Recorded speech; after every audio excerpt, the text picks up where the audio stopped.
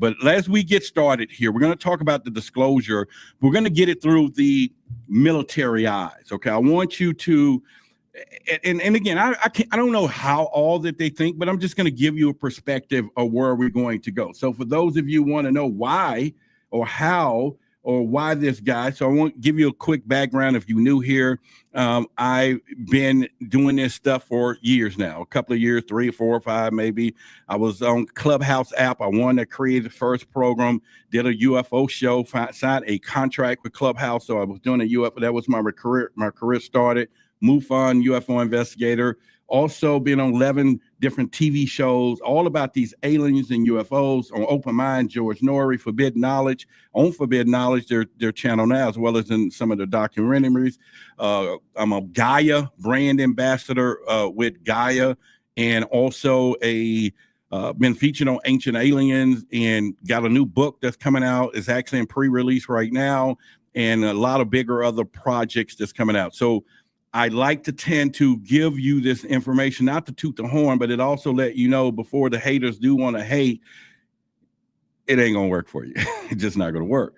But you can still hate. I mean, nothing wrong with hating. Hating will refresh the mind for you. I don't know what it does for you to do that. But anyway, so we're gonna talk about the disclosure through military eyes. We're gonna focus how the military interprets and manipulates the concept of UFO disclosure, not for the truth, but for their advantage. And when we get this perspective, maybe here on the other side, it may, especially when we get to the religious thing toward the end of this thing, okay? And everybody needs to stick around for that one. You're going to really understand that there is another game that's being played. And I've said it before, the game of disclosure will never go away. They just may change the rules. But that game that they play ain't never going away. And so I know we push for it as an audience, and I'm all for disclosure. I want it, we need it, and everything else. But we don't need to be wagging the tail of the dog here, because at this point here, this is how they roll. So when I start going into just a little subtle of these conversations, just to give you a little stuff you can read and think, and maybe just awaken your curiosity to these people playing some games with us. And you, me, and whoever else. And either we could be in the game playing with them, or we could be in the bleachers laughing and saying that ain't gonna work today. And so I think I want you all to come into the bleachers of what they're doing so that you can see, because your eyes are useless when your mind is blind. And that ain't how we roll here. So let's go with the military, national security versus national panic. Because see, that's your first umbrella of the things that you have to look at that's going on when we're talking about disclosure. You got national security, you got national panic, because both of those run parallel to each other. They don't intersect, they run like this. And there's people in one lane don't care about the other, and people in this lane don't care about the other. So the military doesn't operate on public curiosity. They just don't. It operates on threat and containment. And disclosure isn't about what is true, it's about what they can control, or what can be controlled. So I want you to understand, when we're going to fight them that way, we need to start speaking their language, and then we can expose some of the things from their perspective while we're in this, whatever is coming from, Planet X is going to be over here saving humankind, or they walk in peace, or, the consciousness of, and I'm with that. Okay. I'm not making fun of us. I'm using the word us, but it's just so shallow that we are just looking at this thing and this machine over here, this well-oiled finance, mega money printing machine is kicking our butts every day, and when they want to. And so, and we gotta figure out how to make some headway when it comes to that. And just like Netta is saying, question everything. We don't need to focus on how they're doing anything. And really, that's all they put out. How is why. It's nothing more important and lethal is going down the road of why. So panic destabilized order is what they want. That means disclosure would only happen if it benefits the military long-term strategic dominance, not if it benefits the people right to know. So those two things, when it comes down to national security versus national panic, I kind of just figured out, well, how do we just want to sum both of them up? Because we got a couple more: non-human intelligence, weaponization, UFO that justifies the budget, the money. We're getting into that just in this first part. But those two things, because you got to remember, panic is the problem. They even said that in the movie Men in Black, when he said, Will Smith asked Tommy when he said that, he said, why don't we just don't tell the truth? And he said, we can't. He says, son, people are, a person is smart. They can handle the truth. He said, but people, like as a group, a mob and everything else, is dumb and stupid, blah, blah, blah. And this is what they avoid, man. And I think that's the process of one brick at a time. When you building a wall, one brick at a time, that is what you're going to do and use as you begin to put this thing together. So you do not want everybody hearing about something as a mass whatever, and panic sets in, and then all hell breaks loose, literally speaking, right?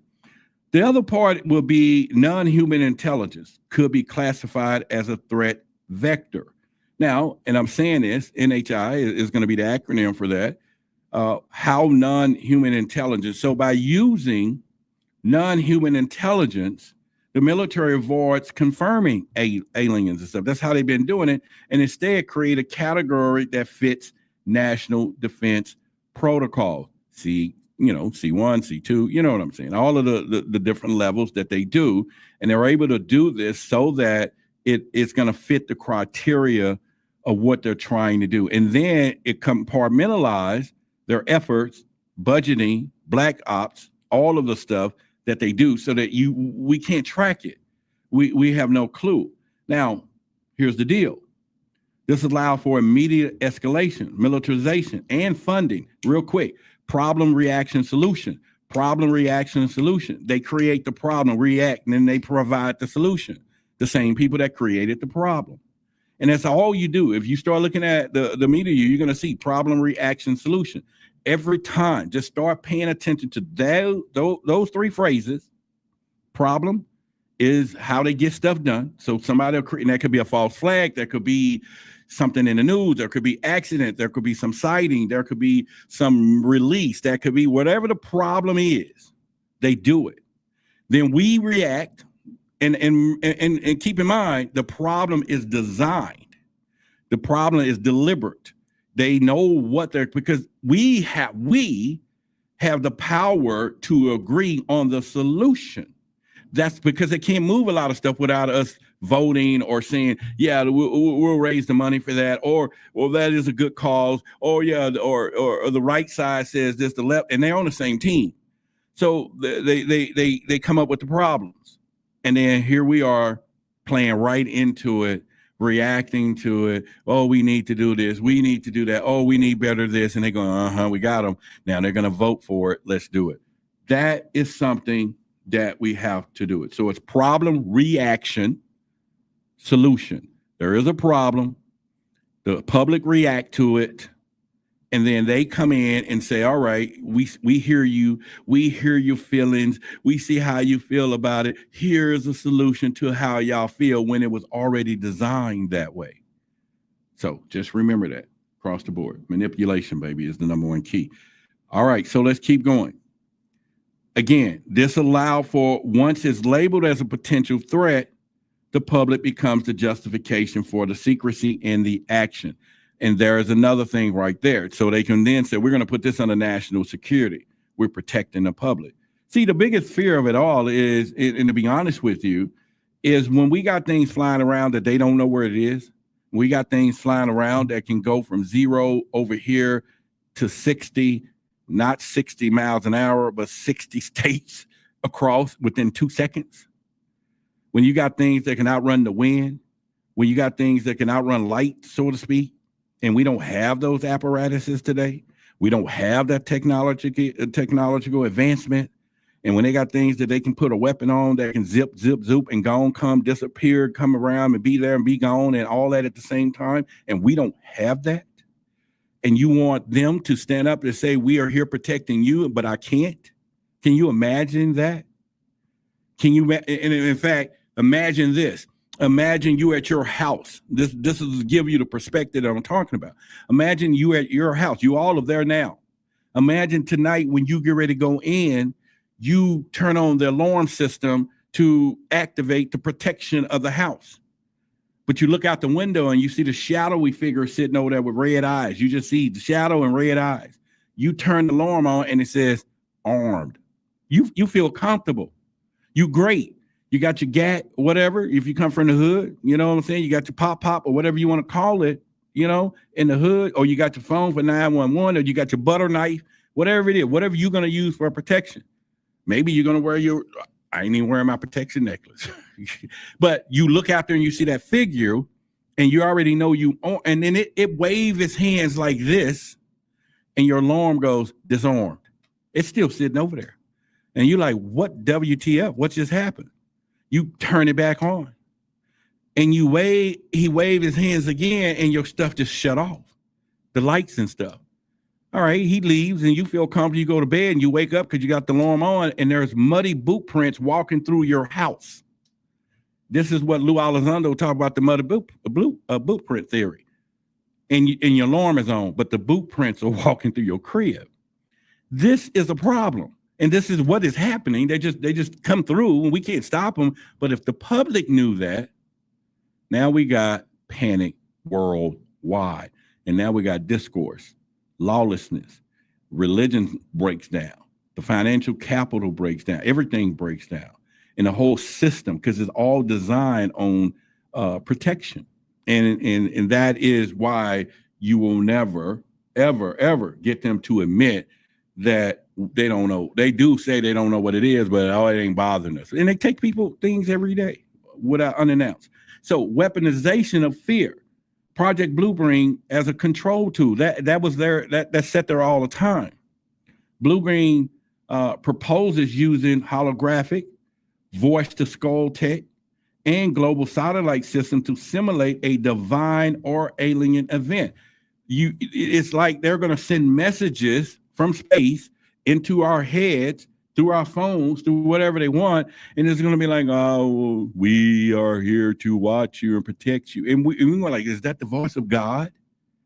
Is that the voice of the divine? Yeah, go and send all your money to, I don't know, whatever. You get what I'm saying, right? And so they have the technology to do this, to screw with us, to get us in a whole lot of situations of thought, because the mind, again, is also the warplane. That's the warfield that they're after. So all of this stuff, again, is something that I'm giving you a perspective so you see what they know, what they can do. And so we need to up our game to discuss some of this stuff so that you understand. And from a military perspective, this is one thing that I want you to see or hear or get. This will be the ultimate psychological weapon. It's better than the Manchurian Candidate. It's better than MK Ultra and all that, when they can just send a beam down in frequency and tell you what to do, how to do it, what to think. Oh, that is an alien. Tell you that is real when it's not. It's a man-made object because they're trying to hide the situation of reverse technology. But that is the most perfect. The super soldier is us. That's who they really want. Because if they can control the billions, they don't need the other side except for policing.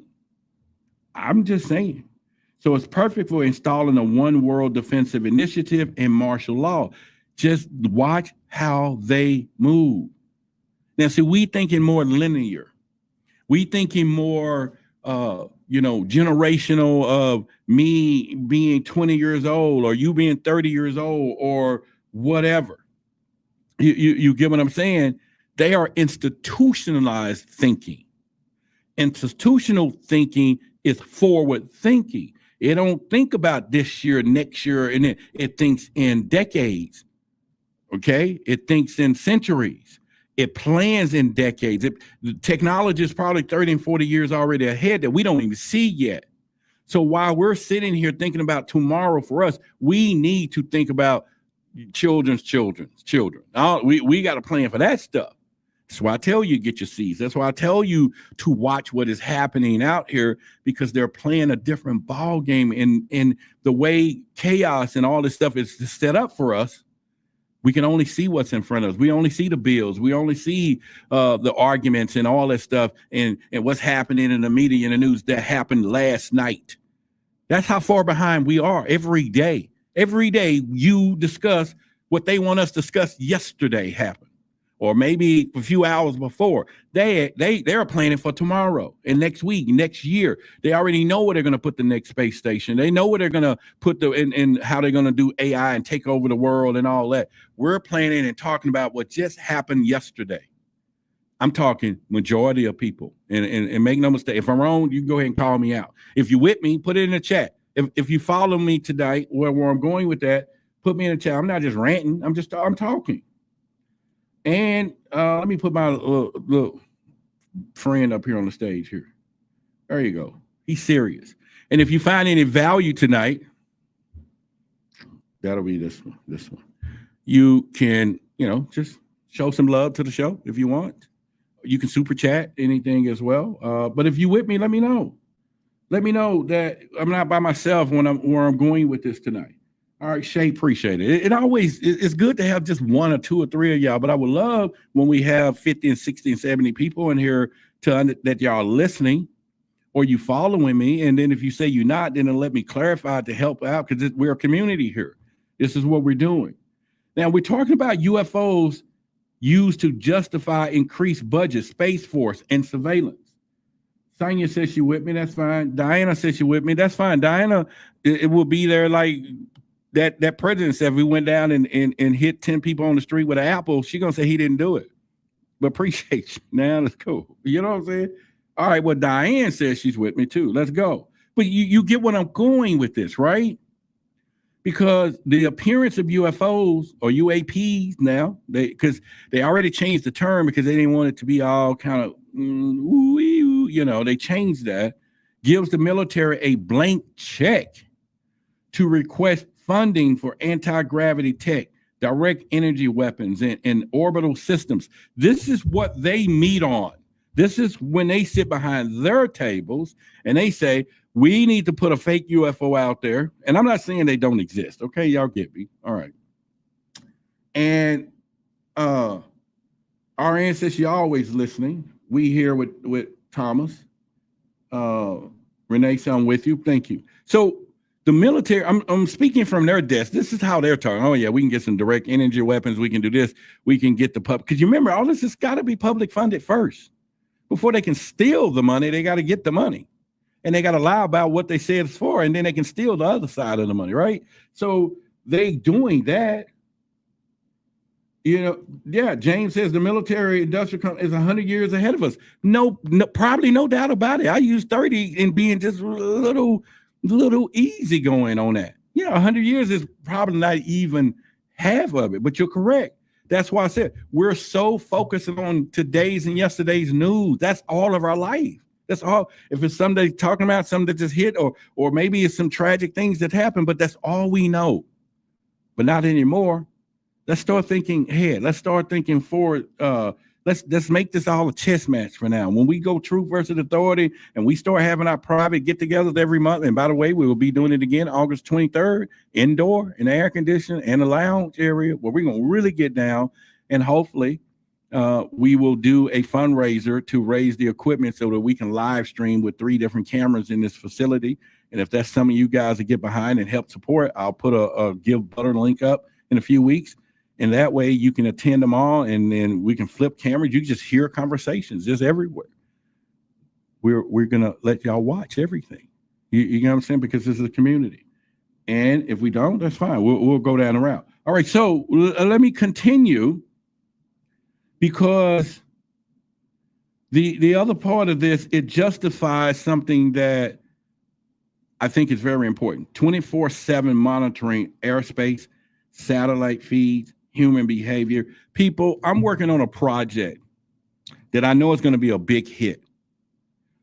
And it's just things that are happening, and I'm not going to even go into it right now, but you guys are going to hear about it in a few weeks. Because I'm going to need your support for it. But what I'm saying is, it is one of those things. William says GODDAM. So either GOD with a bunch of water behind it. No book to follow the future. All right. That will be cool. People are always decades behind the game. All right. That is the greatness. And David says truth seekers. All right. Emperor says the choir knows. All right. The choir sings too, right? All right. So we're going to go with that. And we're going to continue. Well, listen to what I'm saying. In 24/7 monitoring of airspace, satellite feeds, human behavior, fears open the floodgates to surveillance the public would never otherwise allow. There are things that's happening today that you have no clue about. Some stuff I just discovered and I'm like, this has been here every day, and we address it. It's a whole new mission. It's just a whole plan that they have out there. When it comes to that, how do we plug ourselves in? How do we make sure the content and number one, I did a test phase the other night. If y'all haven't we went through the symbolism, right? And I started throwing some just little simple symbols out, and I was surprised that you all were interested. Some of you was saying some good stuff, and it's something I've been meditating on, asking, the universe, hey, listen, I did the trademark. This is the most important aspect, but it seems so rudimentary. It seems so elementary. Just it's not interesting. How can I make an infotainment when I'm talking about a circle? But some of y'all answered the call for me, and I want to thank you for that. So I'm going to put a little more effort into the knowledge of presenting information in such a manner. However, before we do that, though, we need to know what they're doing, or we need to plan just like they do. We need to get our imagination. So when somebody's sitting around and say they got a vision of some kind of spaceship, we need to believe them. Obviously, they believe them. When somebody said, I think, next month or 10 years from now, they're going to do this with AI, even though it sounds so far-fetched in the public because we don't think of the technological side, we need to begin to believe each other. Because somebody's got a download. Somebody got something from the other side. There's people connected to the other side. And we need to deploy, and employ all of those people for the public, for what we need to do. Because it's time for us to get tapped in for real, right? Not fed the way they feed us, not the way we interpret things on a reality basis, only because that's what our eyes see. And I'm telling you, your eyes are useless when your mind is blind. They blind the mind constantly. Programming it at least. Yeah, we'll go there. They program it at least. And make sure you hit that like button if you like the video. And again, if you see any value, I didn't bring my phone to give a shout out for anybody. This is a community funded show. It is that the well, I think Cash App be listening to me because it's locked, right? And all of a sudden there's some trying to hit a bill or something, because we got bills here. Because it knows at this point that I'm gonna be asking. They listen to everything. That's all right though. We're gonna send them on a false flag one day. All right, so let's talk about false flag psychology.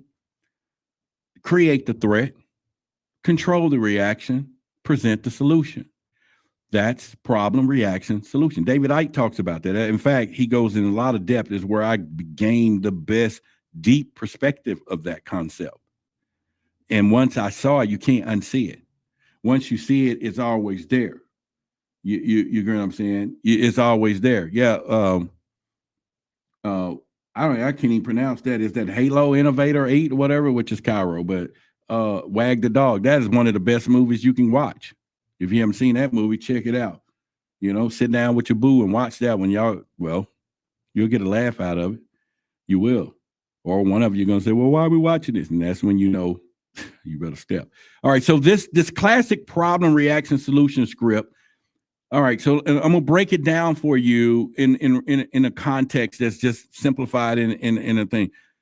So the problem will be UFO incursions. Okay. So they're going to put that as a problem. We got some flying around. We don't know what it is. They do. They know what it is. They know what it's not. That's for sure. They may not know who it is, but they know what it is. You know what I'm saying? And they know what it's not. They've always known what and who. or maybe not the who, I should say, 'cause they don't know actually who's driving certain those things, but they know what it is. You better believe that. And they know we ain't got them either. And they know it didn't come from here.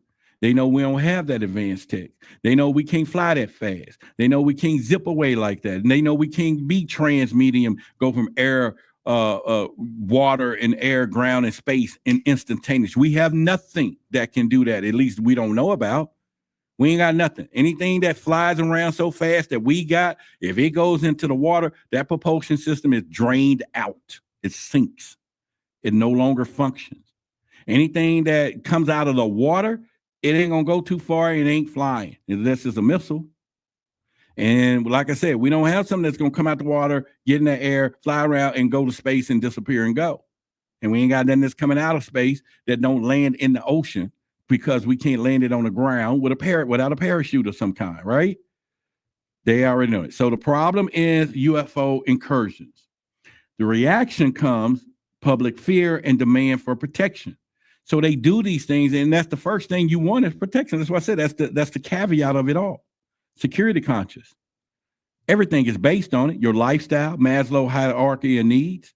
Go look at that up. Go study Maslow hierarchy of needs. You're gonna know security right there. That's it. That's for relationships. That's for job security. That's security is everything to everyone, every species. It don't matter what it is. It's the baseline. Anything that feels insecure in any kind of way does not function correctly. I don't care what it is. I don't care how much meditation they got. If they're in some fear of a situation they're in, the meditation will help calm so they can think and get out of it. But the fear doesn't go. Well, it could. I guess it could. I guess you could have some Navy SEAL training, some swimming. I would hope so. Some swimming, duck, and because we got some bad people in our military now. They go out there and take care of some business. So I'm gonna take that part and twist it a little bit.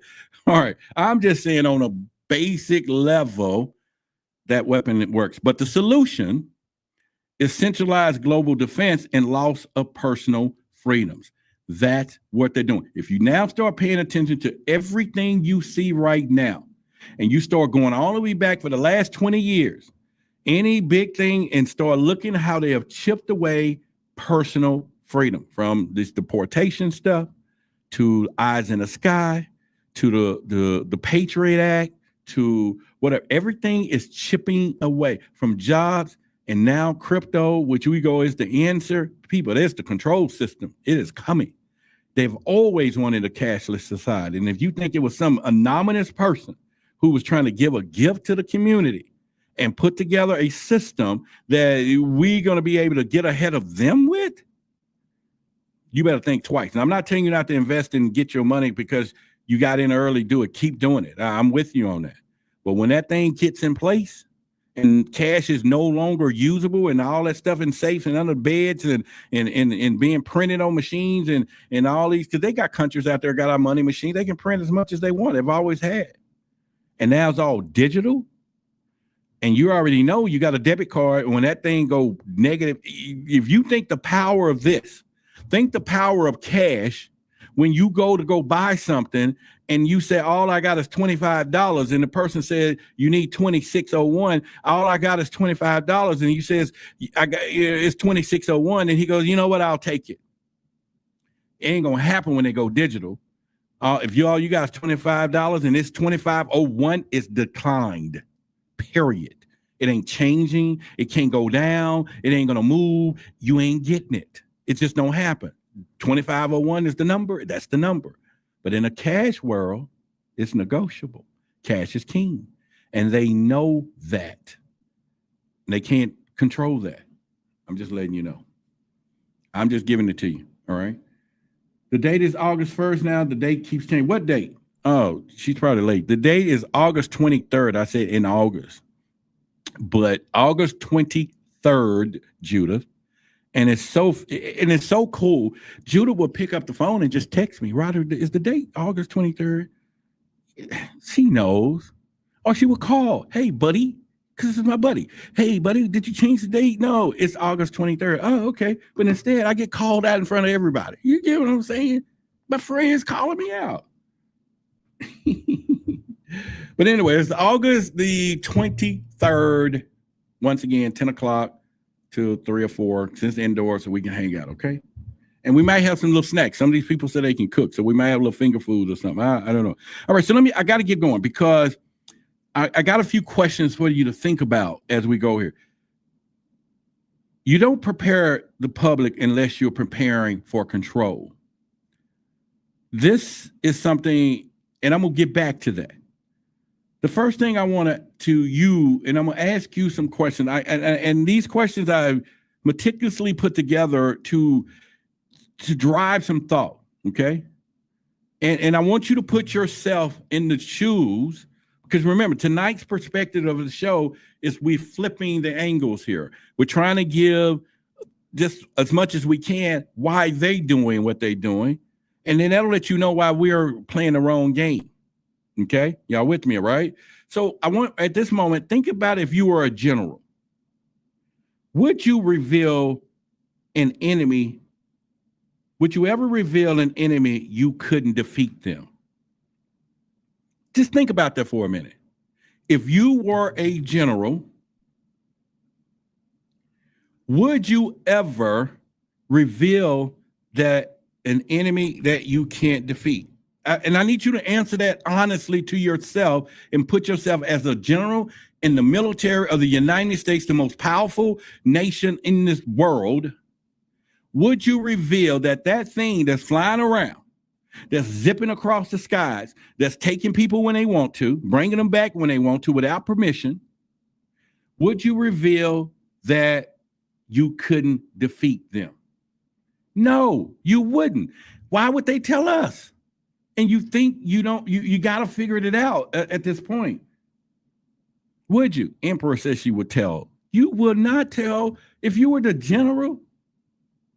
That's like it's like you got a bunch of sheep and you're protecting them and they hear the wolves coming and you tell the sheep, in bad language, I can't protect y'all. Them sheep is gone. You're going to be counting them boogers at night while you sleep. You ain't going to see them. All right. So here's the next question. What's more dangerous? Think about this now. What's more dangerous? Aliens attacking Earth or the military pretending they did?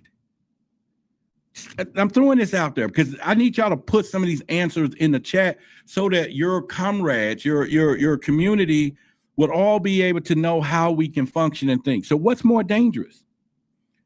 Aliens attacking Earth or the military pretending they did?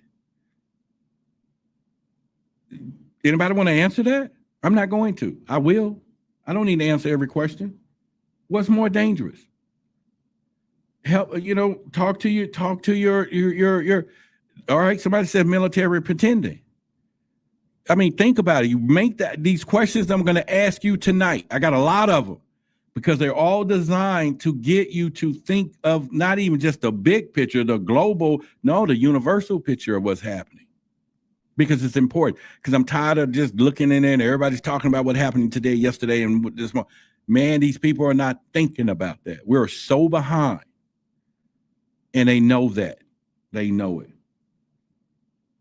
So look at that. We got some pretending. Y'all get it then, right? Because that's dangerous, people. Pretending is dangerous. And they've been pretending for a very long time.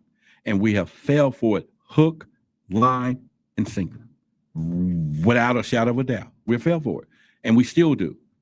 We still do. The other question is, why did the Pentagon suddenly become so open to UAPs after 70 years of denial? See, I got ridiculed when I first started asking that question when I would say, man, this, hey, people, we were all fighting for disclosure. And I'm like, whoa. They okie doked us, the ufologists, the UFO people. And I'm going to tell you how they did it real slight. See, because the last 70 years, the UFO ufologists, the truth seekers have been telling everybody we can hear our voices that don't believe in Bernard, like the movie Shane, don't believe in Bernard. We've been telling everybody don't believe the big secret keepers. They're lying. And we trained it. And everybody and then all of a sudden they flip the script to make us look like we crazy and come out like, yeah, we're going to admit there's something flying around. And now it's like, y'all, They are telling the truth. They the good ones. The government is the good one. They're going to disclose now. See, they flipped the script. They knew what they were doing. They set us up. They set us up. They set us up really quick when they did that. Really quick. And I still got, I'm saying, y'all, we got senators. We got senators putting on the act of acts. That's what they're doing. We got senators and all these people guiding us doing disclosure hearings. Yeah, we got the witnesses coming forward, man, and they're getting towed up for doing this. They're losing pensions and family and friends and circles and everything. They're trying to help. And yeah, okay, we got senators who appear to be helping. But I promise you, when they put that right hand up in front of the Speaker of the House, wherever, with the two fascists that said they're on the same team, the Republic or Democratic, they're all for the nation. And when they swear this thing that we don't really know what they're reading, but one thing it says is you're going to protect the United States under all costs, first and foremost, the corporation of the United States, the business model that we have set forward and been controlling people for so long. You are the police of the system, if not the priest of the system. And when they take their hands and say, I do, after we put them in office, and anything they want to come out and say, man, I want to go tell everybody this, they pull them to the side the first time, by the way, and remind them of the public oath that they have taken, that is national security. In other words, shut the F up. Shut the F up. And they come back out and say, y'all, we need to fight for the truth. Vote for me the next term. We need to fight for the truth. Now, you already seen the ukadoke with the Epstein's file. You just seen it in real. You seen it in real sight. Vote for me and I'm going to share it. Now I'm there. It doesn't exist, folks. I don't even know why y'all worried about it. That's a small thing. That is little bitty line. We talk about the decades in long-term line. So don't believe the hype. That was a song, Public Enemy. That was really good. The other part, are we witnessing disclosure or a setup for global compliance? That is a question for you. This is why disclosure or deception. This is why I'm going down the rabbit hole with this tonight. This is why I'm doing this. Let me take this support the show cash out picture down because I don't even think nobody sees it. That's all right. That's cool. Y'all know I'm petty, but I'm gonna take it down because I put it up. I thought I'd make a cute little monkey, the monkey with the little holding the little green thing, give, whatever. That's all right. When I hit this switch, or hang on a minute, the electric man is out there on the pole right now. Just give me 20 minutes. Don't cut the lights off yet. Cool. I got water for you. I know it's hot. Yeah. So the electric man is sitting outside and all that. So I have to just make sure he don't cut us off while we're talking and stuff. He's just going to wait it out. It's Thursday. By the time Saturday come and all that, we'll do. All right, we funny. We got jokes, okay? But the sentimental jokes, right? Is space the new battlefield or a new excuse? That makes you wonder. It makes you wonder because we got a space agency. We got space, Space Force, more money. They're trying to get off the planet, planetary, exploration is happening in real time. Oh, something is coming. We need to prepare for it. Or maybe it's not coming. Something should have been here. It didn't come. It did get here. We can't see it. Or it's sitting up above us, but it's cloaked. What is it? And are they using it? Okay, so let's do a little thought-provoking things right here before we move to the second segment of the show tonight. So we got a good one for you tonight. We're going to move to the second segment of the show tonight. All right. So where I'm going with this is I want to stretch your mind for a minute. You don't prepare the public unless you're preparing for control. I was starting into that a while ago.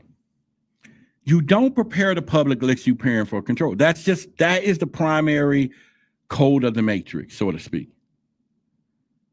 Preparation is everything. But we think preparation is done maybe this week, next month. Like I said, and like Dr. Strange said, and the other person in there, is 100 years ahead. Their plan is way up there. They've already been planning these things quite some time, and the initiation of it starts subtle, very subtle. Because if you think about the frog theory, have any of you ever heard of that, right? This is how they treat us. You can take a frog, and it's tested. Don't do it, okay? But you can test it. You can take 2 pots of water, one on the left, one on the right. One is already boiling, and the one has not begun to boil. And I use the word begun because begun meaning it started and it's going to finish that way. That's the context of the message. But the one that's boiling already, you throw that frog in there. He immediately is going to get shocked, burnt, whatever, and he's going to jump out quickly. You can't do that. You can't do the public like that. That's why a person can handle it, but people can't handle that. But if you stick that same frog or another one, he's smart enough now, you put him in the water that is really cold, but turn it up a notch, just slightly, every moment, minutes, or whatever. And the theory has already been proven that the frog will stay there till death. It will stay there as it gradually gets hotter and hotter and hotter and hotter until it will not become livable anymore for him, because the conditions are changing, but he's not. It's like Who Moved My Cheese? He didn't read the book. And that is one of the greatest reads of all time, by the way. He didn't read the book, or in essence, you don't see it coming, or the fire or the smoke, that they're into it's too late. That's what I'm talking about.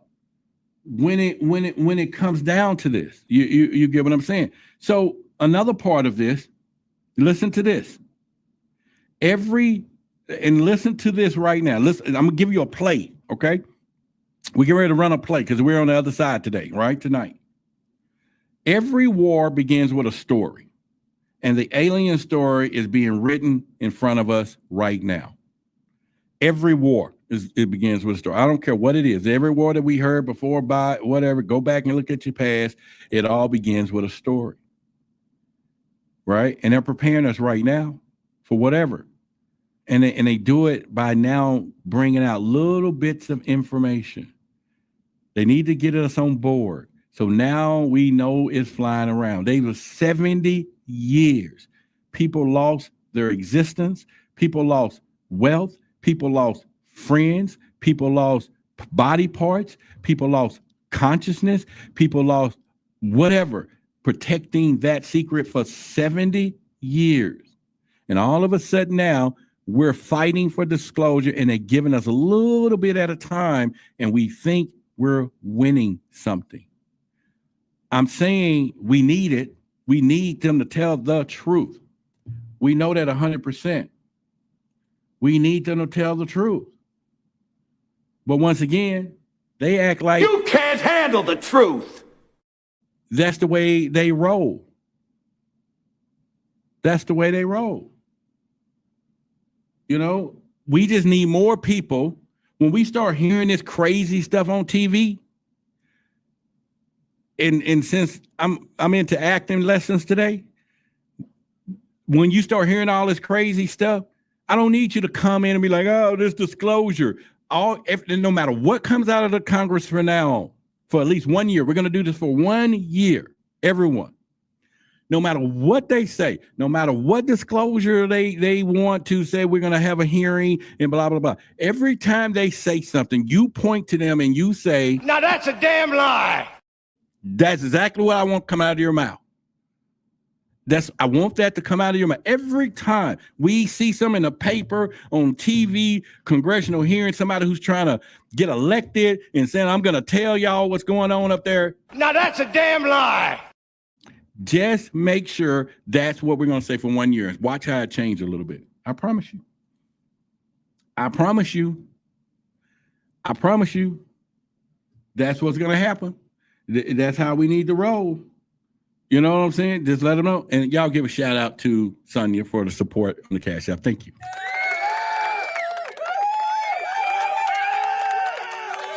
Yeah. Y'all give us a shout out for Sonia on the Cash App. Y'all tell her, she's in a place of elite by herself, being the only person who have supported the show. And now, hold on. Yo, I got 30 minutes of light. I got some. Yeah. All right. So he's going to accept. Thank you, Sonya. He's going to accept that, and he ain't going to cut the lights off on us tonight. All right. Appreciate it. We're going to roll. I'm smiling. Pressure's off. No fear, baby. We can talk for a little longer. Thanks to Sonya. Y'all give Sonya the hero so far of the night and give her a hero. Yeah. Let's do it. All right. So, yeah. All right. You know, we funny, man. We're trying. We're getting better. We're getting better. It's infotainment, okay? I don't want you just coming here hearing some stuff. This is infotainment. You're going to enjoy being here. This the most precious thing you're given is your time. It's your time. It's the most precious gift, okay? I know there's people take it all serious, and you should note that it is a serious thing. But okay, let's go further here. If you can't fake an alien war unless you're convinced the world to beg for protection. You get what I'm saying? That's something I want you to think about as thought-provoking. You cannot fake an alien war without everybody begging for protection. So they got to do micro incidents out there. They got to do micro things out there to do those things. Yeah, you get what I'm saying, right? They got to do that. And if they're able to pull that off, they can escalate like the frog in the water thing I was just talking about. They can escalate it and continue to move any which direction that they want. They can do that. And I think that's one of the plans that they pull off as they grow to do this. Now let's see if we can get some more likes in here tonight. Let's see, let's get us up to 100 likes or whatever. Because we got a long way to go. You know, thanks, Sonya, that we can talk some more. And I may not get to the third best segment, which is the religious segment, because the lights will be out by that time. And I think that's the most important. I should skip it and bring it forward just in case. But then that's fear. Then that's fear for me that I'm thinking you all and the love that we have for this community is going to support the show tonight. I love y'all. I really do. I love y'all. I really do. I love what I do. I wake up in the mornings. I love what I do. So with that being said, let's take it to the next place here. No, not yet. I'm still going. If the skies light up tomorrow, this is something I want you to think about. Will we even know who fired first? We probably wouldn't. And so I'm going to skip that because that's not something we need to go with. But the military disclosure isn't the truth. It's just leverage. I just want y'all to know. So with that being said, we're going to get into the second part and segment of what we're doing tonight. And we're going to talk about the private contractors because I think this is the X factor that a lot of people don't see, but we're going to do it in their perspective of why they fight for disclosure not to happen. Why if you were one of them, you would probably do the same thing. Fight to not tell the truth. And you will fight in a deadly way to not tell the truth because it means so much. And I need to give you that perspective. So once you got the military side of thoughts just a little bit. So that gives you enough to know why the fight is real. Now I'm going to give you another player. I'm going to give you a player that's in here that they hide this. They hide these people. But they are the game changer. They're actually who's running the show. Part of it, at least. And then we're going to give you the police is the religion. That's going to be next. And we're going to change places a little bit. We're going to think like the religion people think. Yeah. We're going to think like them. Because if you don't really grasp that, then you might as well be saying to yourself, that's the dumbest thing I've ever heard. So when we get to that, when you start hearing some of this religious stuff, and you start hearing it, so we already got one thing you're going to be saying. You're going to be saying to the military, I already gave you that statement. Now that's a damn lie. Now here with the contractors, you're going to say to them, that's the dumbest thing I've ever heard. And then I'm going to give you a statement that you're going to tell the religious people. So we got 3 statements for you tonight. And we're going to do those for 1 whole year. And we're going to implement change just by telling them the first thing and then the second and you definitely going to tell them the third when we get to the religious side. Yeah, I got a word for them too. Okay. All right. We're fighting tonight, people. We're rebelling tonight. Y'all give David a shout out for the cash out, and that means we're gonna get we're gonna have the lights on a little bit tonight. Yeah. Yes.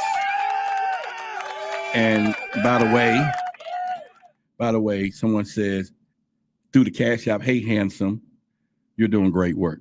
Thank you. And I'm gonna blow a kiss back. Because it is a woman name, I'm gonna blow a kiss back. Thank you. All right.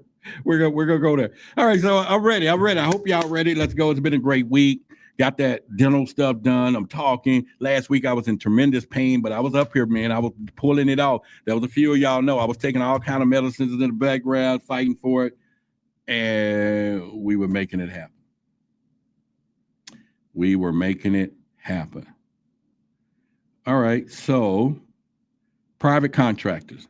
At this moment, we're going to focus on corporations behind the curtain, building the tech, the narrative, and the illusion. And we might even open the phone lines up tonight, too. I'm thinking about doing that. Or, the screen or whatever. All right, so think about Raytheon, Lockheed Martin, Northrop Grumman's role in the black optics. Make this your umbrella of thought. The defense giants operate nearly with unlimited budgets under what they call SAPs or whatever. That's going to be special access programs. So whenever you start looking deep and you see something that they want to put out there, there's a SAP. You'll see a lot of the whistleblowers said we couldn't talk about that. It's a SAP. It's a special access program, meaning only few people could even see it. Not everybody's going to have access to the data, the information, or whatever's going on, even Congress people. And be honest with you, that's why most of them are pretty much, going that route. But, she thought, did I lick my fingers and blow a kiss? See, Judah got a dog as a best friend. That's why she said lick. That's dog language. You know what I'm saying? Did he lick his fingers before? His name is Sean, though. He's a human. They develop craft with cloaking and anti-gravity and plasma propulsion that mirror UFO sightings. They're already doing that, okay? They're already doing that. Kill Zombie said they're sapsuckers. You got that right, 100%. They're already doing that. And you want to think about all of these things that are going down, all right? So the other part is, when they develop craft with cloaking, anti-gravity, plasma propulsion, and mirror these things, here's what I want you to think about. It's all about the money, people. And if you were and let me tell you how this works, period. This is a UFO. It crashed. Click, boom. It opens up, the aliens fall out. They get picked up. We take them to somewhere where we're going to go check them out, slice them, dice them, and we're going to learn or whatever. But the machine itself is in government hands. Us, we the people, own that machine because our finances pay this, okay? Our troops who work with us as a family and we fund the operation, they go and grab this thing to protect us or find it or whatever, Jeepers Keepers or whatever you want to use. I'm giving you how it works so you'll know. They get this spacecraft. Now the government has it. And if we know they got it, if we know they have it, maybe we heard about it crashed, maybe somebody told us, maybe it was a leak. We know they got this. We can't go knock on a door and say, hey, tell us what's behind door number one, because that just doesn't work that way, all right? They have protocol. But there is something called a constitution or whatever that is at some point put together by the people, for the people, we the people. And it does have some places in there that we the people, for the people can take those people and get those people to do what they need to do for us, we the people who think those people are working for us when they're not working for the people. And those people who we think is those people are damn sure not the people. That's behind the system. So when we go as we the people and we say we the people need to know what you got because you're my peoples. I learned that this weekend, fams. the word fam. I really learned the definition of fam this week. Okay. So fam. So these people love the people. And we're going to knock on the door and say, tell us what you got. But we have to fill out a form called a FOIA Act, Freedom of Information Act. Okay. And if you do not fill out it properly and don't say, we the people know you people got the people that came from the sky people that fell in that ship at exactly this time, place, where, when, we know you got it. Tell us what it is. Okay, so the Constitution is set up that way. And we can fight for that. So they got clever. They got really, really clever. So they pick up the phone and they call these people over here, McDonnell Douglas. And they say, hey, man, I got something for you. What do you got? Well, we the people, or those people who are not the people that those people think is the people, we found some shit from some people that came from another place with some other folks, fam. And so we're going to take and give you what we found. And they go, but it comes with narcissism here. You know how the relationship is, because you give somebody something and you are controlling it. But anyway, we want to give you something over here that we need to control, though. I guess it's a narcissist. We need to control what's happening, but it's yours. And they go, well, okay, I'm down for it. What do you want for it? Well, we need you to break it down, learn from it, but I need you to build me a weapon. In return, you get to file a patent, have commercial dominance over whatever you're going to produce products, become very rich, you, your family. Oh, and by the way, my homies people over here, though, now those people is going to buy stock and get some back end kick butt money, because we're giving you, fam, this so that you can hide from those people, which is us, we the people. So, because they're dummies and we don't want them to know what we're doing. So these people and those people connive against us people, and then we the people know nothing. And then they give them this, and all of a sudden, they build a weapon. They build a craft. They build everything. Now, we know they got it. But here's the problem where it comes. Because now this is a private corporation. Has nothing to do with the we the people money and we the people government and all of this stuff. And you cannot knock on their doors and say, tell me what's behind door number 2, because they tell you this. And now some of those senators are finding out that too. You get what I'm saying, right? So they tell us, no, you can't find out. And that's how they hide it.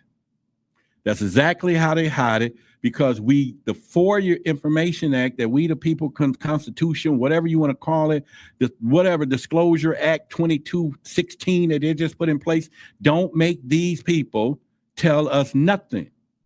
Now we try to sneak it in there. If you're using our money, you need to tell us. Well, now they hide it. They send the money, you don't even know it. They can hide it because they're going to tell you that you're going to vote for them, and they're going to put some in office, and they're going to spend $25,000 on a toilet seat, and you're going to sign off on it. They're going to spend $10,000 for a damn hammer, and we're going to sign off on it.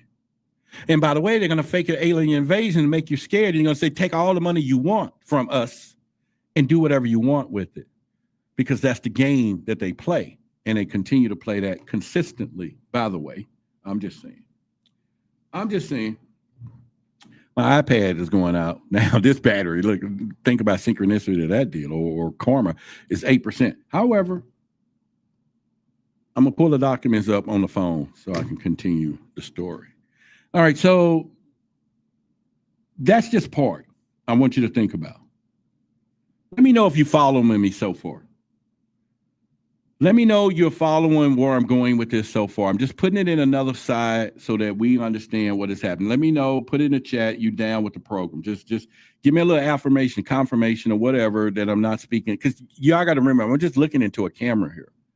I'm looking into a black, dark space. And I'm visualizing your beautiful faces, your smiles, your agreement, your head nods, like you go, boy, whatever. And every now and then I see a hater like, look at that dude. I see him. I see the haters. But I got to visualize the haters. But since I got mind control here, zap the haters out, right? So, but I got to look over here, and then I can see like Sonia Maya says we're following. Down with the program. Thank y'all. Emperor says we're here with you. Cool. Thank you. You're making sense. I'm following. All right. So we're going to keep going. So if you throw us thinking about these companies may already possess reverse engineered tech, but it's hidden behind national security and behind congressional reach. That's the problem. Now, that's what you see in Disclosure when the congressional people are trying to get some stuff and they know they can't. It's just a dog and pony show, like, earlier, wag the dog, wag the tail, or whatever you want to call it. They think it's being weaponized more than you know. And if we think they're not playing with us, and they're done with that. So when you add, like I said earlier, the voice of God in sonic warfare, they can simulate an alien invasion with terrifying realism, people. Because I guarantee you, if people start hearing the voice of God in their mind, and that is possible, by the way, game over. You don't want somebody at the head telling them to take you out. They walk up to you and say, God said it. And then somebody somebody you probably be with, somebody you feed with. And they said they heard voices that said this, you're not who you are. They didn't read a letter. Nobody didn't send them an email. Nobody didn't text them. They didn't read it in a chain letter. They heard a voice that said, you need to go. And you think they can't play with that? Please. They can play with that all day long. We're talking about underground facilities and everything else. Deep underground military bases, they call DUMBs. Look it up. Like Dulce, Cheyenne Mountain, are rumored to house non-human experiments, reverse engineering, and even full-stage cities, people. They already got Subtropolis. If you go look that up right now, they don't hide that one. Subtropolis exists. Every country in the world has a building, office, something in Subtropolis.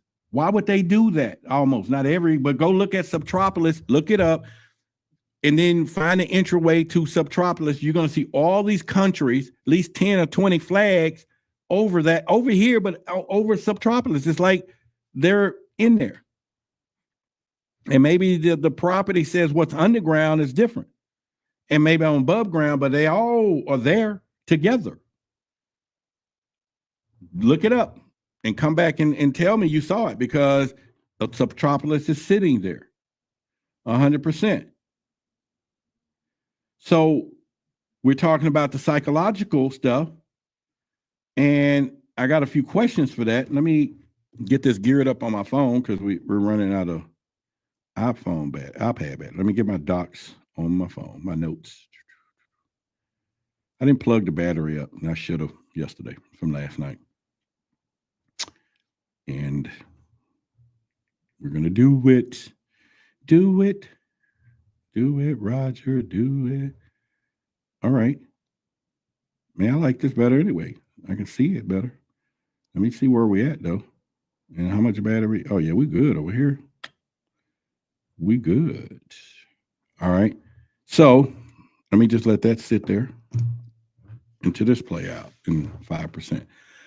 So what happens when corporations know more than Congress? I want you to think about, give that some deep thought. What happens when the corporations know more than Congress know? Are we funding an illusion that will enslave us? Absolutely, I think so. I really think we are funding an illusion that will enslave us, period. Could alien technology be here and only the elite can access it? Probably so. George Maxwell has always said a few things, and I'm going to play what he said right here. In harmony, I think we're being set up for something very serious and very big by some very powerful secret societies that very well could have extraterrestrial or otherworld intelligence guiding it. All over the world, we have accepted the authority as truth rather than truth as the authority. All right, so right there, that's always been our mission. Could alien technology already be here? Absolutely. But what if the tax dollars or building the next fear narrative? And if disclosure is a reveal, or is it a rollout? That is something I always try to get you to think about, because the same hands that build the missiles may be building your belief. I believe that. I believe that is very possible. I believe that you're watching a movie, but sometimes, but someone else is charging a mission. We're watching whatever this script that they put out. We're watching it every single day. And the omission is us allowing them to do so unknowingly, so to speak. Because we got to give them permission to pull off what they're doing, to deceive us in the media and all these other places. Because as long as nobody ain't saying nothing, they don't care. They don't really care. So we already heard the first thing when we start talking about the military. Remember, I said every time you start hearing Congress and all them, or congressional, start saying all the stuff that they're saying, and they start saying what they're saying, remember, for this whole year, you're going to say, Now that's a damn lie. Now, as we have moved forward with these contractors, military, and everything else, and they start saying, oh, blah, blah, blah, they ain't nothing to see here, folks, or they ain't nothing, then we're going to tell them. That's the dumbest thing I've ever heard. And the last one, we're going to get to what you're going to tell on the religious side. And that's probably going to get a few people upset. So I'm going to move to my phone for this one. Let me move to my notes on my phone. We're going to now move into through the eyes of religion, the revelation or deception, which is the title of this video, so to speak. How spiritual power structures, how they react, how they manipulate and absorb the alien narrative. They use the alien narrative. But when we start finding this out and things, then when they start asking for you to follow that particular religion, then you got a word you're going to tell them. There's something that you're going to say to religion when it comes down to it. And I didn't say the ones that make sense. Okay, there is some stories. There are the truth. There is somebody up there. There is the son of somebody there. If you follow what I'm trying to say without having to say, there is some truth. But then there's some stuff that don't make sense at all. We talked about some of that last night with Randy. Okay, so just to lead there, I'm gonna start with the Vatican. Their interest in the extraterrestrial, e.g., heck, the Vatican has a Lucifer telescope. I don't even think too many people know that. They got a telescope called Lucifer. They got a snake hall, which got the snake in the middle and everything else. They got this weird stuff in the backdrop. They got the Vatican, who leads all of this stuff, who probably got more money than everybody. They're there. They are there. It's all I'm saying. So when the question is, why does the Vatican have the most advanced space observatory on Mount Graham, which is over here, by the way? I think Mount Graham is in Arizona, right? Correct me if I'm wrong. But the Vatican has a more advanced satellite observatory than any other people in the place of the planet. And they ain't even military. They have the advanced most space observatory. And I think is Mount Graham, I think is that in Arizona? Somebody let me know. But they're there. And the other part, this Lucifer thing, this Lucifer infrared device, now renamed PR, this thing scans deep space for incoming entities. It didn't say spaceships as well. The Lucifer infrared device that they have now, I think they renamed it PR. This thing scans deep space for incoming entities.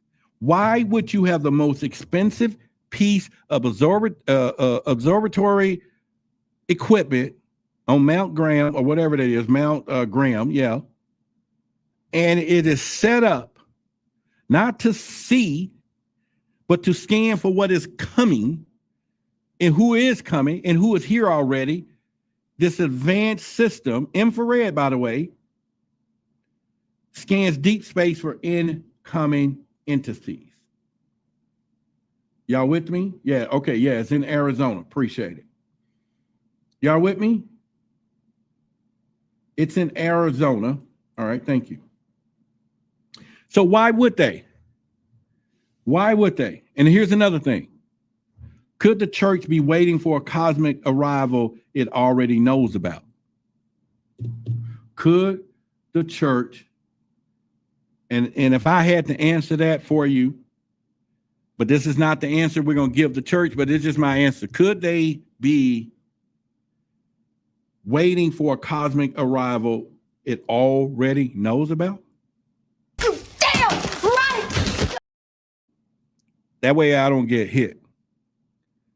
And I'm going to say it again. Could the church be waiting for a cosmic arrival that they, the Vatican, with their observatory called Lucifer, already getting incoming entities, could they be waiting for something they already know is coming? You damn right!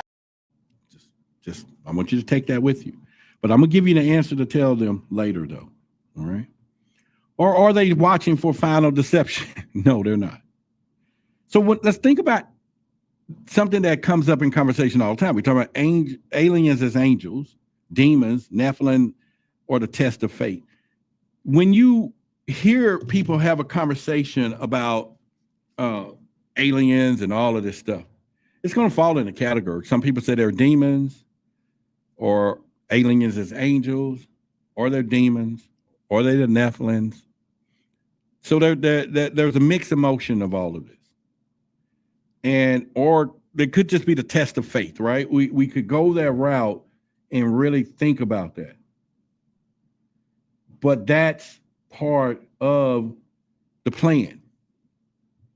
So throughout scripture, otherworldly beings have been described with glowing skin, flight, strange languages.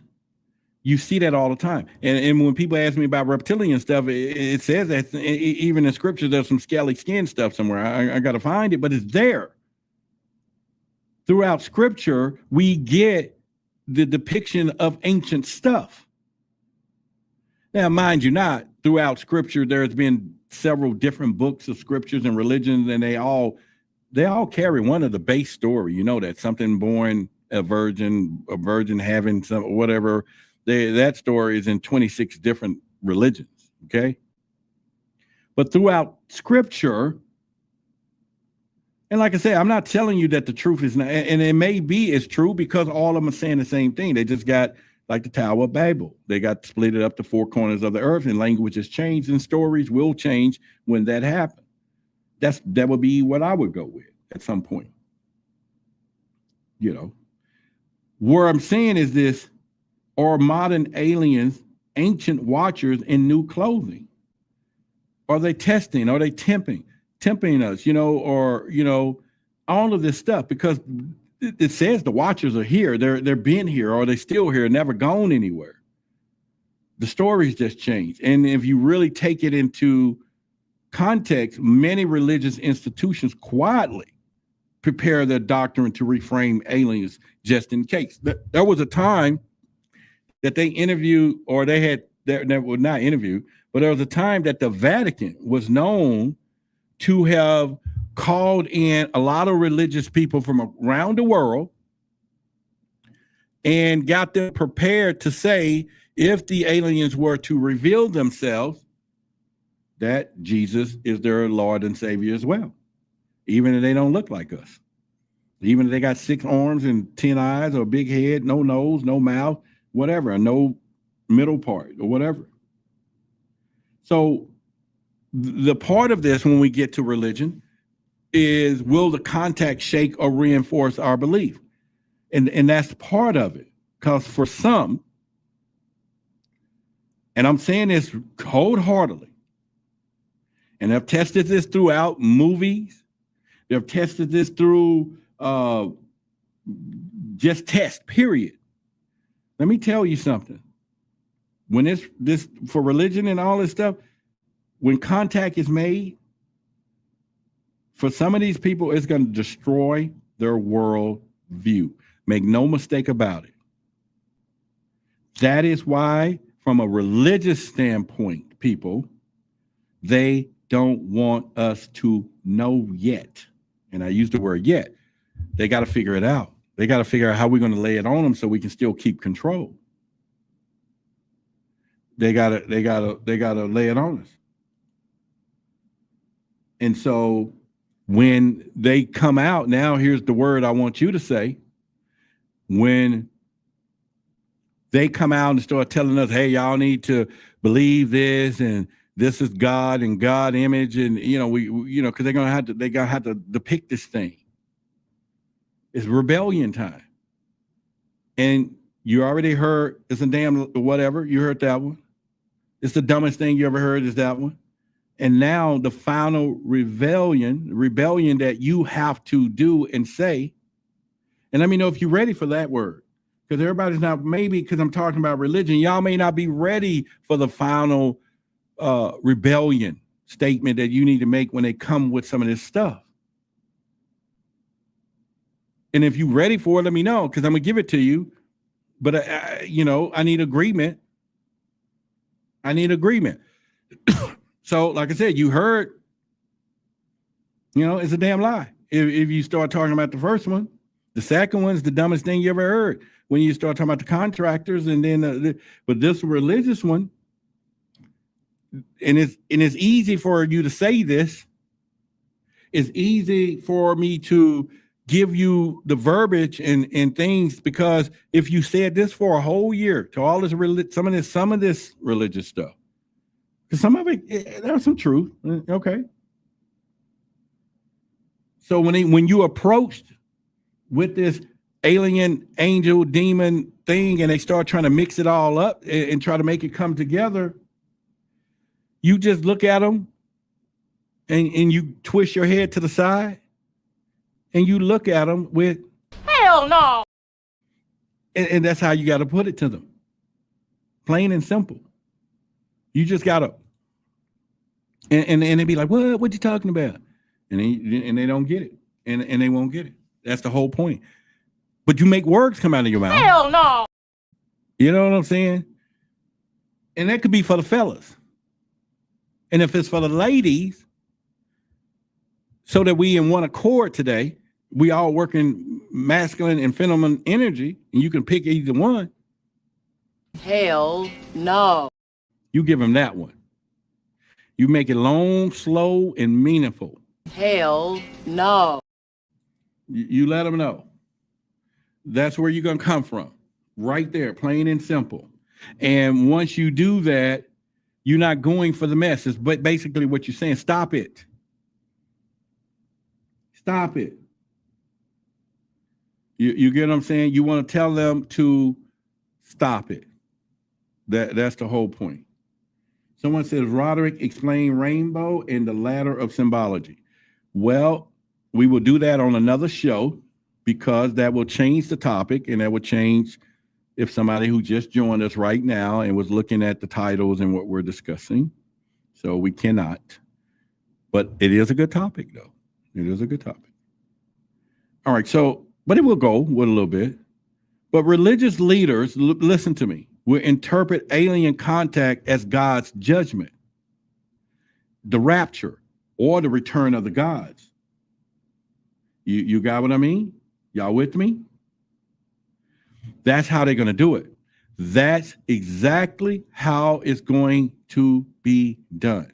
Religious leaders may interpret alien contact as God's judgment and don't really try to let you know that, hey, man, God could have created all of this stuff, because they don't know either. It's beyond just us. He created it all. And it's bigger than that, but they're going to tell you it's his judgment, because they want to know, and that's the problem. Then they're going to get your reaction, and then the solution is to follow their doctrine and not get in contact and pray and let God tell you what the real plan is. You get what I'm saying? Because as long as they're going to speak it from these mouths, They're going to be able to manipulate the story. So you get in contact with God yourself. Open that doorway up yourself, and then they're going to try to play with the voice thing. I told you. But you get in contact, so your intuition, your gut, it all comes for you to find out for you. So the question is disclosure part of Antichrist deception? It could be. Because if you think about it, in the good book, Revelation warns of lying and signs of the wonders in the sky before the end. That's in the book. If you're going to read something, right? Think about it. It's in the book. So when you think about Project Bluebeam, it could simulate the return of Christ or a God-like alien figure, false flag. They already said it. They've been planning on that for quite some time. They've been saying that for quite some time. The problem is, will people accept the being as a savior, or when it's a deceptive script? And that's when you're going to tell them, Hell no. that's the problem they're going to have when you tell them that. You're not going to accept that. You're not going to go for the okie doke.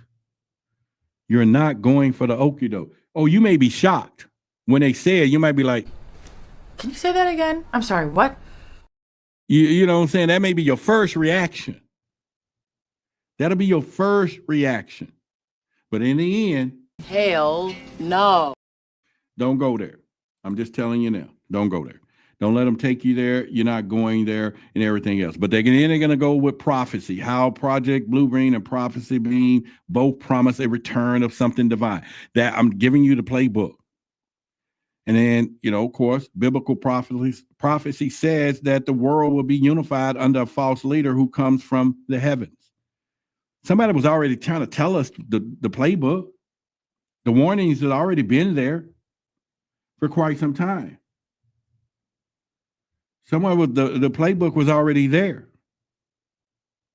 Bluebeam, if you go look at it, the context of Project Bluebeam outlines a staged, by the way, return using advanced tech, sound manipulation, and false miracles. It's in the Bluebeam document or playbook. And people, they got the technology to do that now.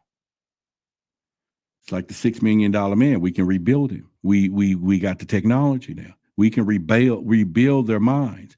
We can rebuild their gods, and we can control them. We got the technology. All we need them to do is give us the money to keep building it. We need them to keep working for their own demise. We need them to keep giving us permission to do as we please, when we please, and when we want. But how do we do that? Let's fool them. Let's give them problem, reaction, solution. And they will fall for it every single time until. But you got to remember, there are mirror images, one spiritual and one technological. So that's the two sides of the coin. You get what I'm saying? They know how to pull this off. They know how to do the spiritual side and then the technical side. Some would call that transhumanism at some point in certain ways. And I stand corrected for you scientists and scholars and people with more degrees than a thermometer. And I'm not shaming you for that. Smart people. I'm just a little guy in Texas talking, making some sense though. So you got your spiritual, you got your technical side. That's the mirror. But the other part, the emotion outcome that they're looking for is the same. Both sides are looking for the same emotional outcome. And you know what that is? Submission. Submission is the outcome. It's what they work for, it's what they're doing, and it's what they're getting. And when we start talking about shows like this and other people out there, truth versus authority, now you understand the meaning of the rebellion. Now you understand when you were luminous that you are light, not Lucifer light. You see it. You now can see what's happening. That's the whole point of our whole mission, our brand, our symbolism, everything, that we're now luminous. We're not playing with these people. We're not playing with it. Okay, that may be a great segue for a Luminous commercial. Welcome, Truth Seeker. You are no longer asleep. I am Luminous, the Owl of Truth. The world is blind, but you have opened your eyes. Welcome to the fire of esoteric knowledge and truth. You are now one of the awakened. You are now luminous. Welcome to the rebellion. Welcome to truth versus authority. All right, so I had to play that because now I'm going to ask some deep questions, okay? All right, and y'all get with me now. Y'all got to agree to answer this question, okay? Because when I wrote this stuff down, I was like, all right, Roderick, you get ready. There's some deep thoughts here. And then y'all know how I like to do the show. I'm not trying to give you the nuts and bolts. There's a lot of people shows that do that. They're going to tell you about the ray guns, and they're going to tell you about disclosure, and they may bring some great witnesses and people that have had those experiences, which we thrive off of that part, because we like to keep we trust the witnesses. That is our DNA of this whole thing. So what I'm about to do now, in the next minutes and questions and thoughts, and this is the grand finale of what we're doing. But now I want you to give your interpretation, because your answers is not going to help just me, but it's going to help the audience and everything else. It's going to help the audience. So let's get there. All right, I'm gonna go there. I'm gonna go ahead and go there. I already wrote them. I might as well go there. All right, so here's the question. If Jesus returned in a spaceship, would the church accept him? Let's go with that first question. Just think about that. Because that's how it's going to have to happen. Y'all know that, right? If Jesus returned in a spaceship, would the church accept him? And I said a spaceship. I didn't say if he returned, because you remember it's going to come from the sky. You got to know the playbook. Let me know what your thoughts are. You get what I said, the hell no stuff, right? Now you get why I was trying to put that in your mind. But you answer the question for me, because that's the route it has to go. It has no other way for them to pull off what they're pulling off, is to have him return in a spaceship. You'll get what I'm saying? So what do y'all think? We got some no's. We got no's, laugh out now. And the problem is, I'm not doing a good job, because what y'all should be saying is, I already gave y'all the speech. You got to be saying, Hell no. Hell no. you got to be saying the words. Like Sonia, hell no. Thank you, Sonia. You get what I'm saying? Not nope, one source. Hell, okay, maybe you don't curse, but no, hell no, it's not a bad word. It's not a bad word. You got to be like, hell no. All right, let me give you another one. Would masses mistake a technological miracle for a divine one? You get what I'm saying? Think about the question, though, because this is how they got. And so, would the masses mistake a technological miracle for a divine one? Hell no, they probably won't. Well, Nico said they probably would, but I'm saying you shouldn't. All right, so, okay, let me go here. What if religion has known about aliens all along and has kept it a secret to maintain power? Let's go there for a minute. Let me take you on that rabbit hole. What if religion had already been knowing about this alien stuff? They've been knowing this for a very long time. They've been knowing it for a long, long, long time. However, they've kept the secret to maintain power. What would you think about that? What are your thoughts about that? What are your thoughts about that one? If the religion already knew, have already known about these aliens, and according to the text, and according to the scriptures, and according to the ancient writings, according to the stories of the ancestors, according to some of y'all's downloads, they already know. They already know. They already know. So all I'm saying, so what do you think about that? So it makes you want to think, who benefits when people believe aliens are demons or saviors? So this is what I'm saying. See, I'm giving you some deep thought here, even though they're just as simple as they can be. And when you start dissecting the questions that I'm asking you, you'll be like, oh, shucks, I didn't look at it that way. So I'm saying, who benefits when people believe aliens or demons or their saviors, vice versa? Who benefits from that? Who benefit? And I said the word aliens because we know there exists, right? We know that they're not like us, right? Who benefits from it? Rooted says, that's what I feel is going on now. Strange says, church towers represent rockets. RN says, not all religions, the Catholics are keeping everything. Netta says, Yahweh.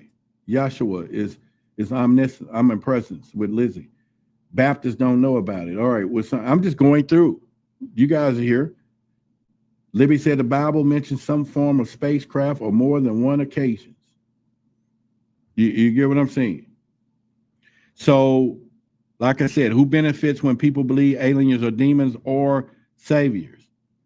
And so that was technically take us, are we being spiritually softened for a cosmic deception? That's part of what I was talking about tonight. You know, are we being, is disclosure or deception? Are we being spiritually softened for cosmic deception? That's a question you want to ask yourself. That's something you want to think about. Take it and just analyze that a little bit. Analyze it a little bit. So I'm going to give you a few things that I think could be thought-provoking for you a little bit. All right, and yeah, I might as well. I went this far. I might as well go on, take it on down. People, the greatest deception from where I sit may wear a robe and it may quote scripture. I know I said it. I'm sorry. I'm sorry. The greatest deceptions, they may wear a robe and quote scriptures, people. I'm just letting you know. And your mind can visualize everywhere that goes and where it can go. I'm just saying. I'm just throwing it out there from all the stuff, the secret documents, and if you want to read that, I've already, thank all of you who is getting yourself part of our secret drive. I think somebody else hit me yesterday. I sent some out today and yesterday. You guys are going to be enlightened, and make sure you make copies, leave it to your grandkids, all of that information.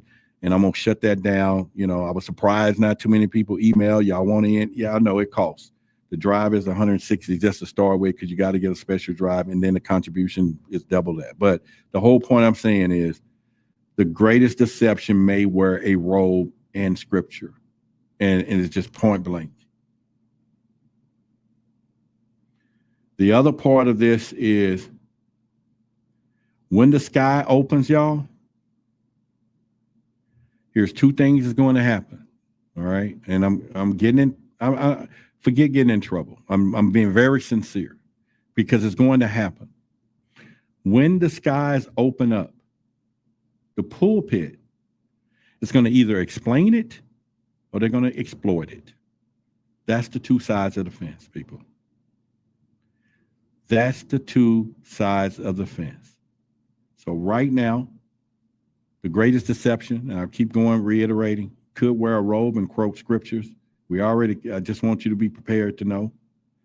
And when that sky open up, the pulpit, they're going to explain it or they're going to exploit it. That is their two options that they're going to do. And I have a strong feeling exploitation is going to be a bigger game plan than trying to explain it.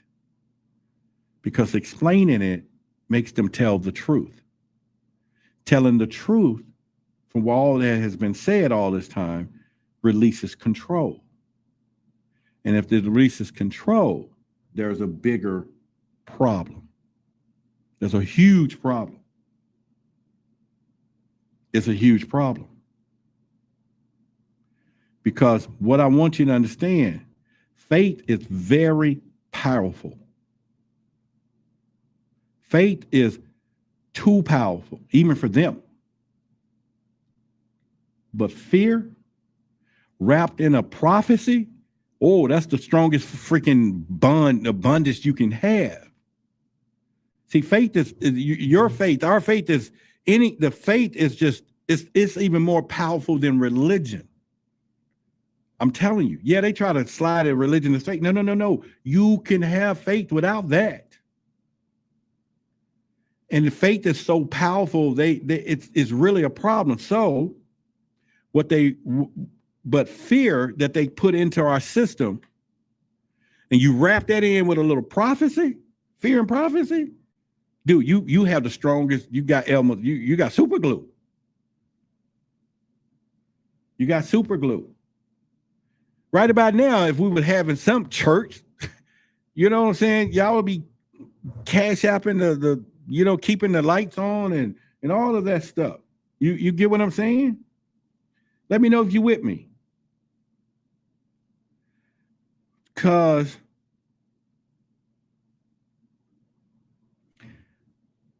what's going to happen is the plan.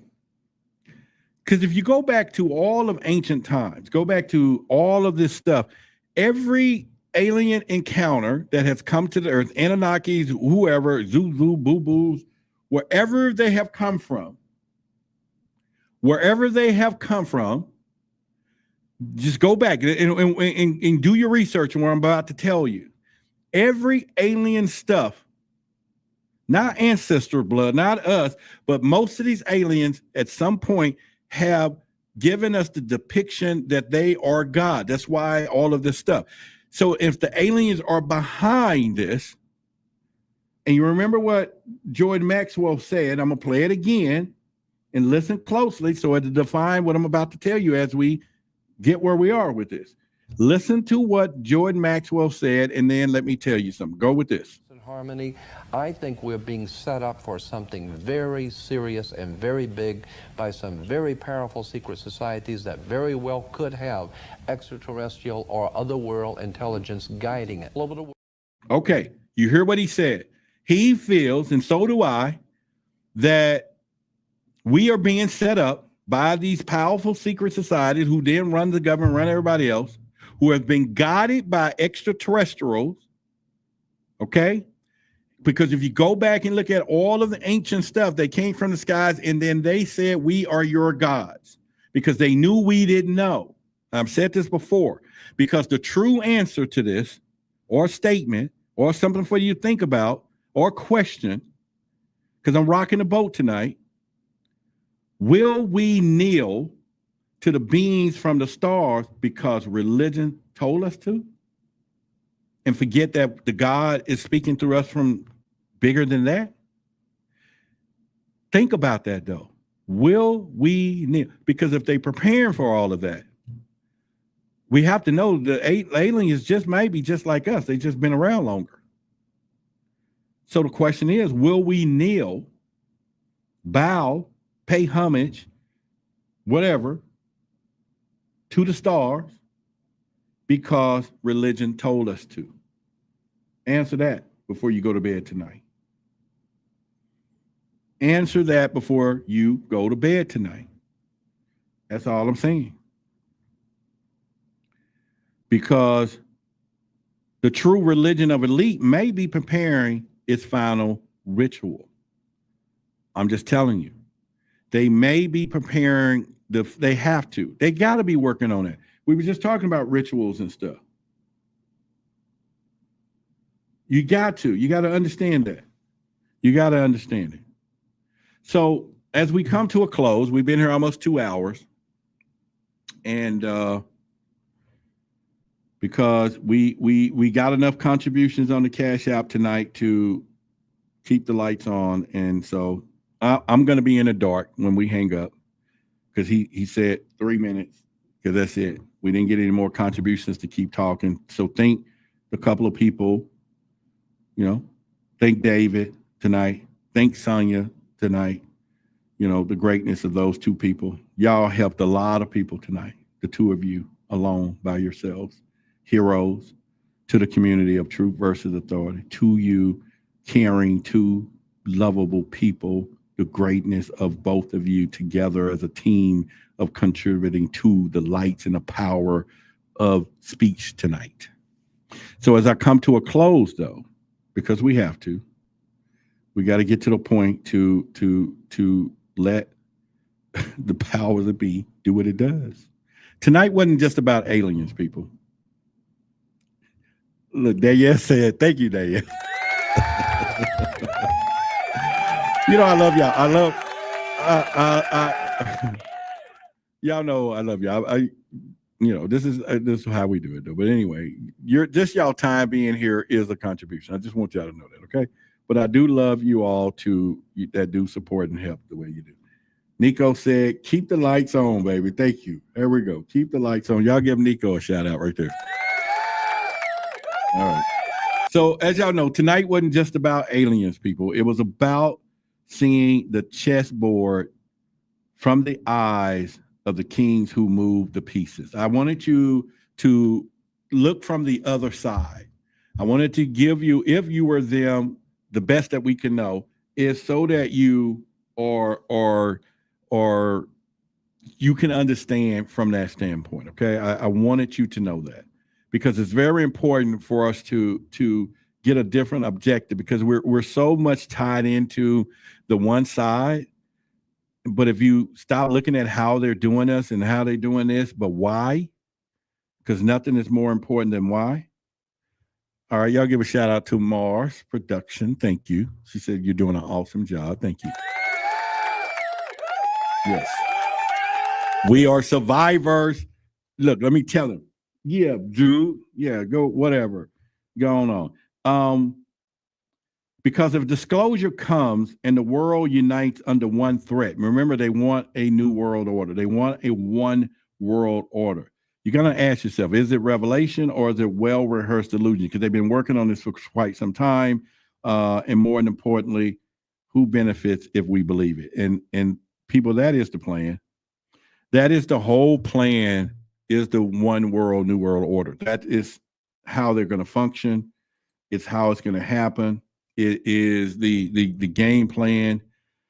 I'm not saying I got an answer, because it's not us. It's our grandchildren and great grandkids and people beyond us that's going to feel the wrath of our undecisions that we're not making today, or the knowledge that we're not going to give them to see the thing.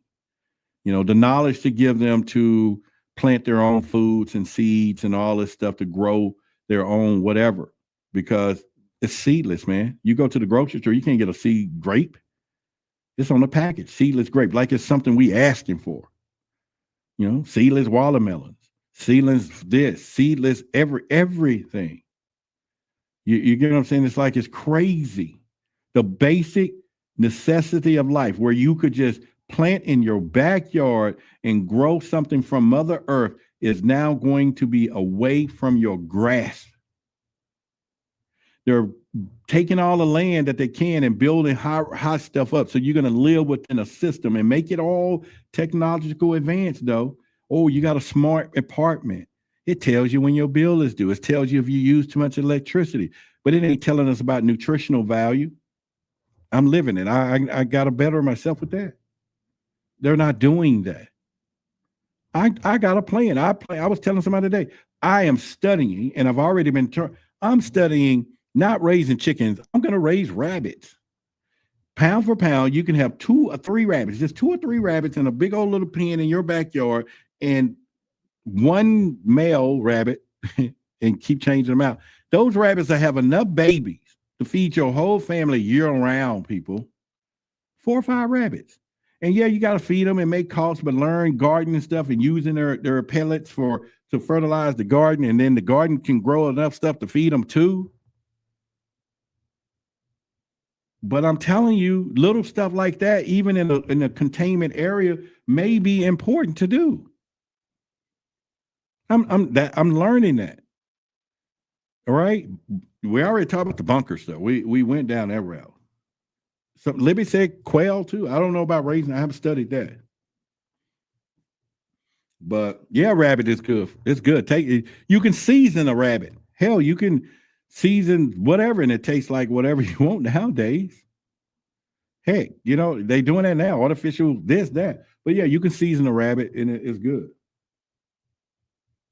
Somebody said it tastes like chicken. It's a little, the thigh and the front leg. Now the little front legs and the front legs, man, those some good eatings. Now, if you ever took the ribs of a rabbit and I put them in the air fryer and season it, the little bitty riblets, they real little, but they just tasty though. Tasty. Get you some meat rabbits, I'm telling you. And he said exactly why we've been establishing a Geocompass Bioreserve Sanctuary Trust. That's my guy over there in Belize, okay? And we talk all the time. So hopefully he'll start giving us some of that knowledge. But I'm buying some property in Belize anyway. Me and him talk about that. True story. And he already told me a long time ago. At first, I was like, hey, man, get some ocean. I want an ocean. No, you don't want to be over there by that water. Now I know why. Y'all see what's happening now. Yeah, we're going to do it. Yeah, grow your fruit. Grow little stuff.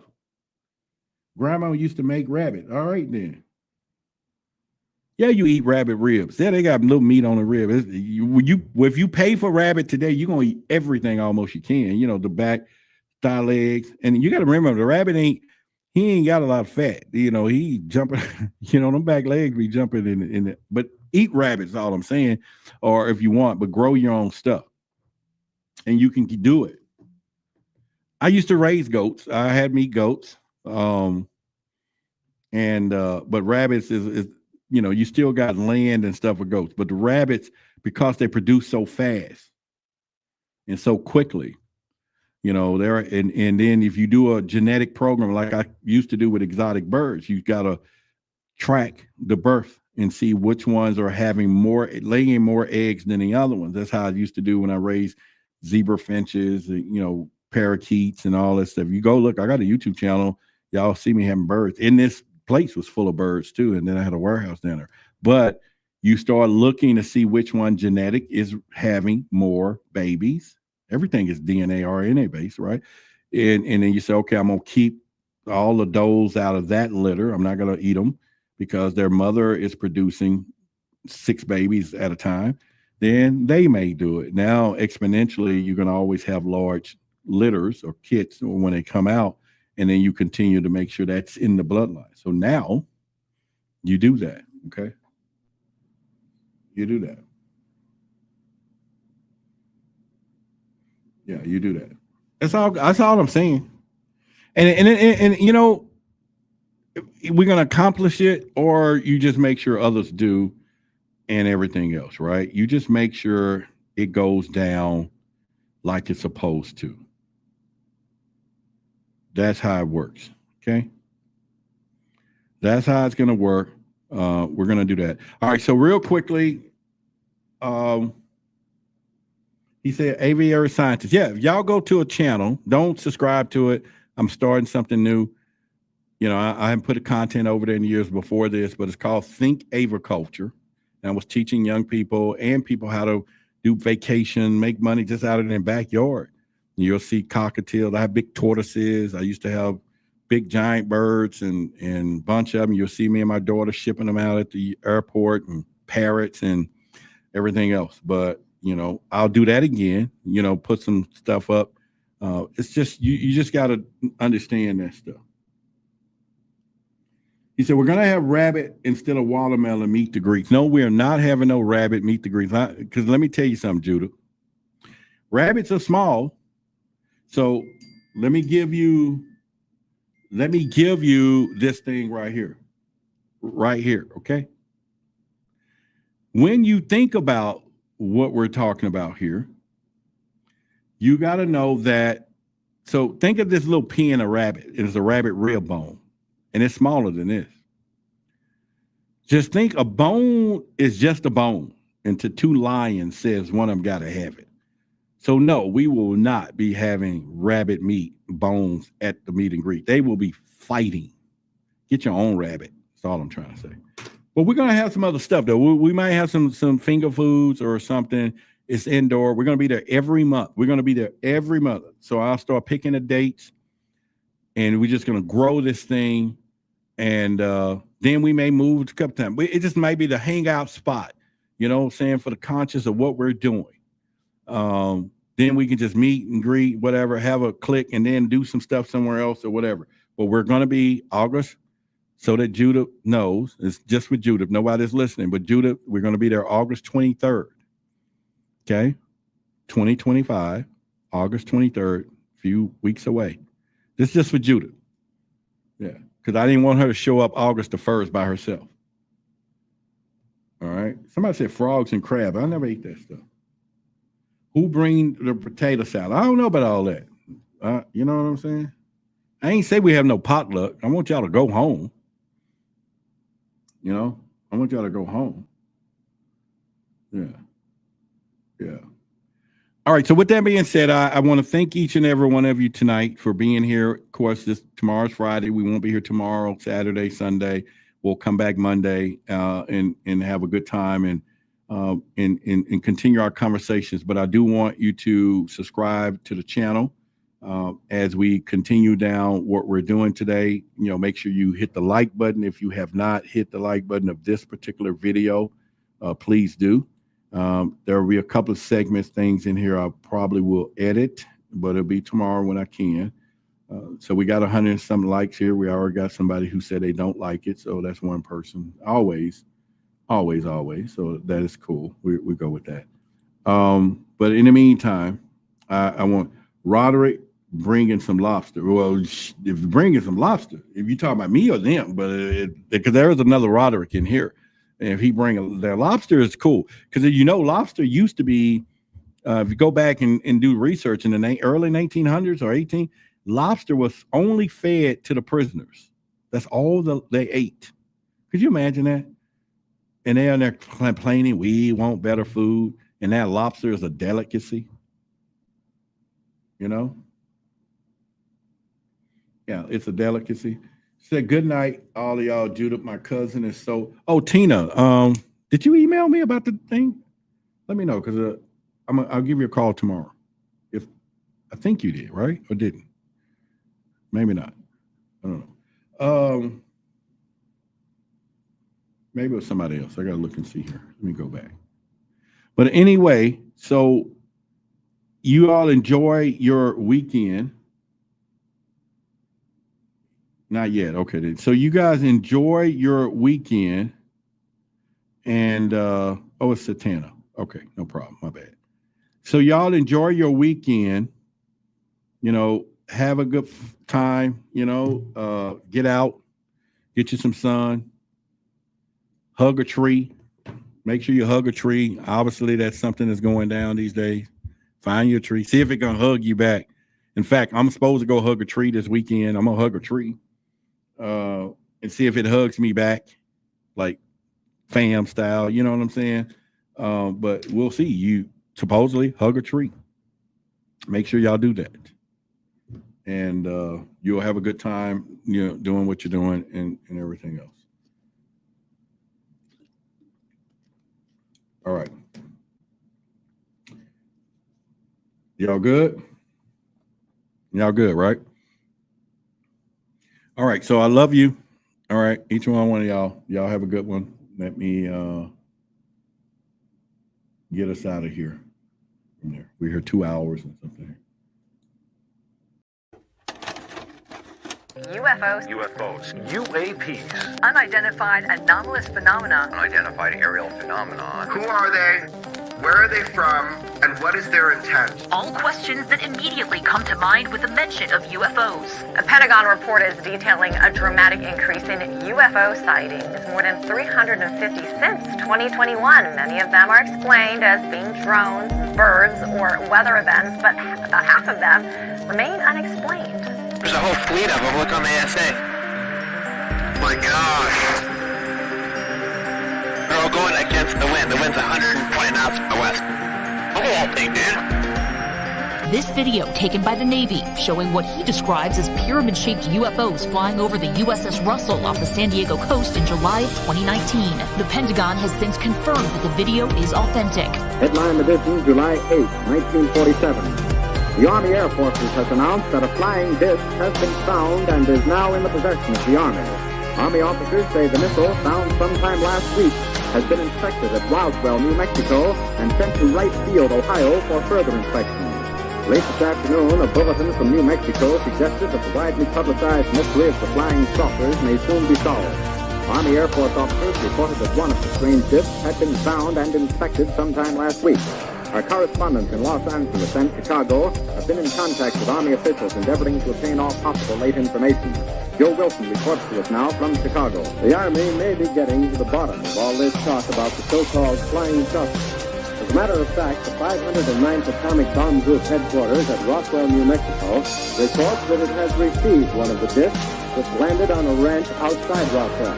The disc landed at a ranch at Corona, New Mexico, and the rancher turned it over to the Air Force.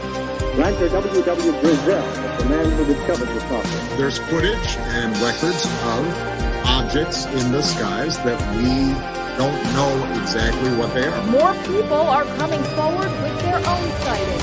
Videos recorded by U.S. Navy personnel have added a new layer of evidence to the current national debate about UFOs. Right at that moment, I saw what looked like 5 lights flying in formation in kind of an inverted check mark.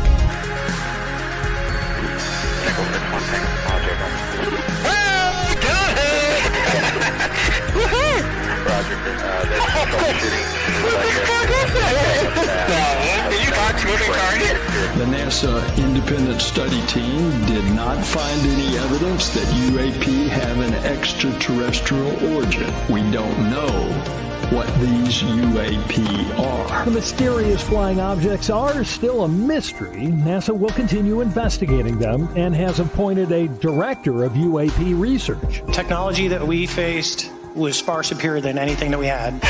Let's try.